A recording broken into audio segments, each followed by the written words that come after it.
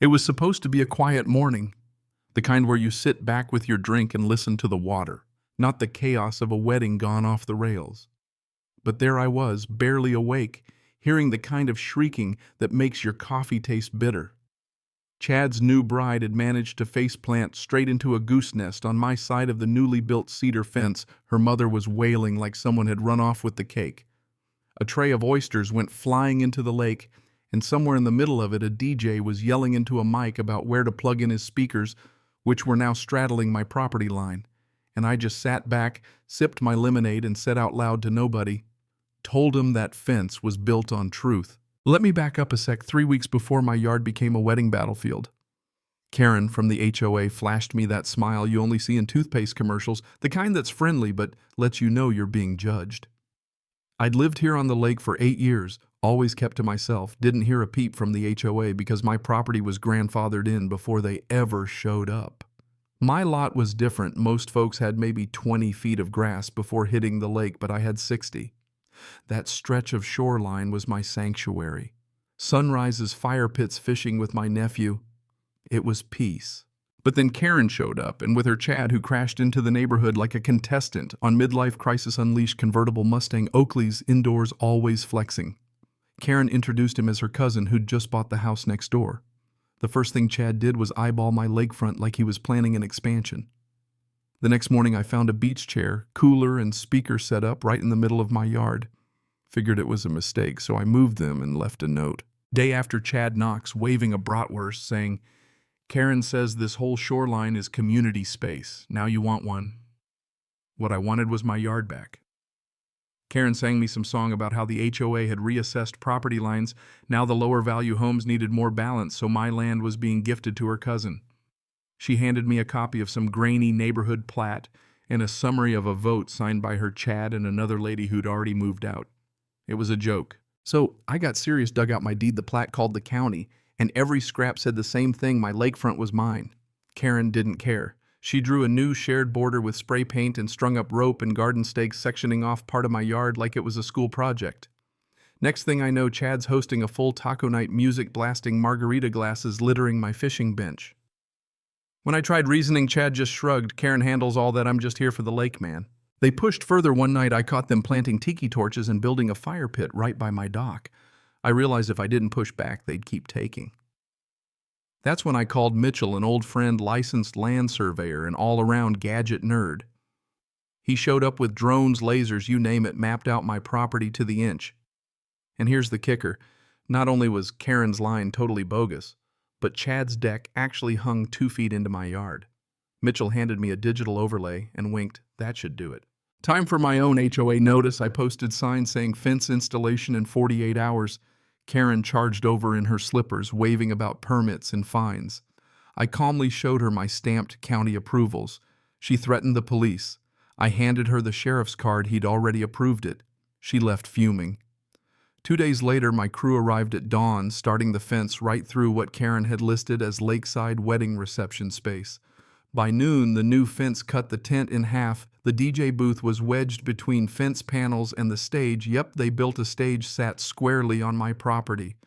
Karen shrieked, tried to block the workers, even called the HOA hotline. Nobody picked up. The sheriff showed up and told her she might want to talk to a lawyer about trespassing. That night, I watched from my porch as Chad tried to salvage his wedding, yelling into his phone, Karen pacing and flapping papers.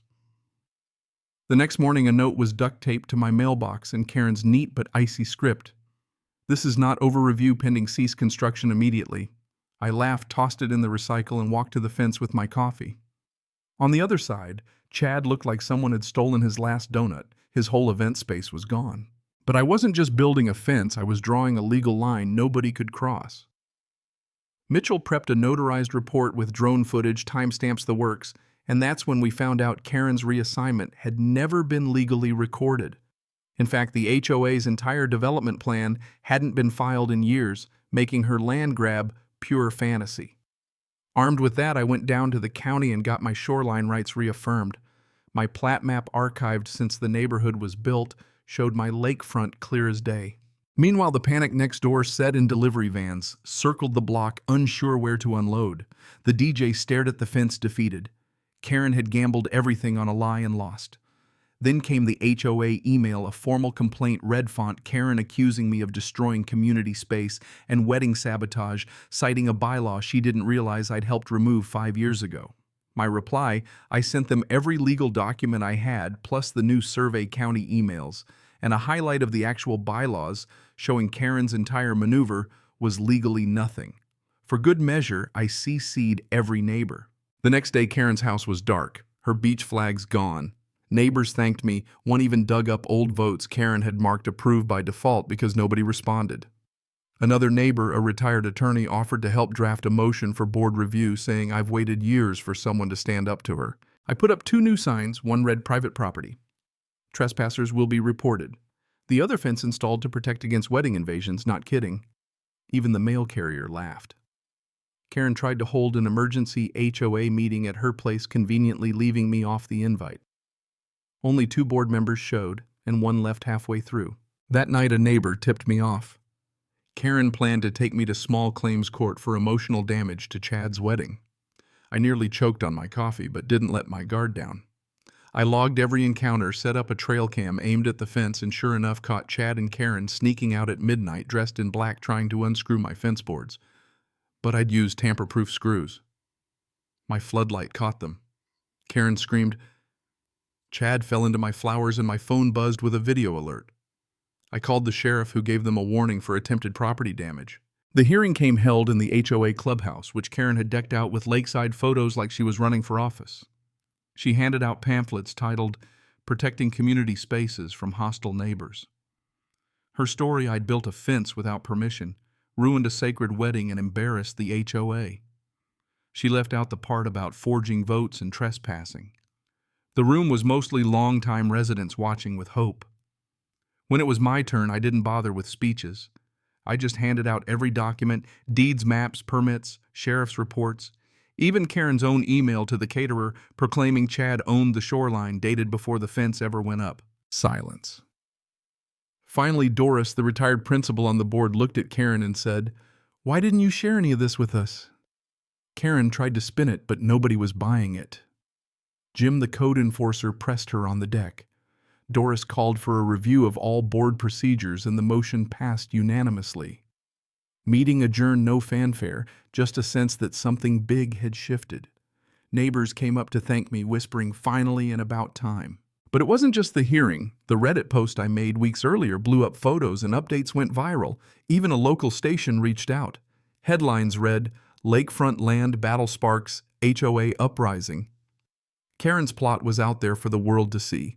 Someone filed a state complaint for HOA abuse of power, and suddenly the state was investigating Karen for shady votes and questionable HOA spending, including funds Chad had used to build his deck. With Mitchell's help, I sent every document I had to the state board. Within a week, Karen was suspended, the HOA held an emergency election, and Mitchell, the surveyor, won by a landslide. He refunded fines, apologized publicly, and rewrote bylaws for transparency. Karen sold her house and vanished. Chad went back east. The fence, once the target of angry emails and late-night sabotage, stood tall now, a local landmark. Neighbors called it the Karen line. Some joked about putting it on the HOA tour. One kid asked me if this was where the battle happened, and I told him, "Right here, buddy." And that's the story, how a few planks of cedar and a little backbone stopped an HOA president from stealing land and taught a neighborhood to stand up for what's right. Respect isn't something you demand with a badge, it's something you build one line at a time. So, let's hear it. What do you think? Was I right to fight, or did the fence go too far? Share your take in the comments, because out here where the water meets the line, the debate's never really over.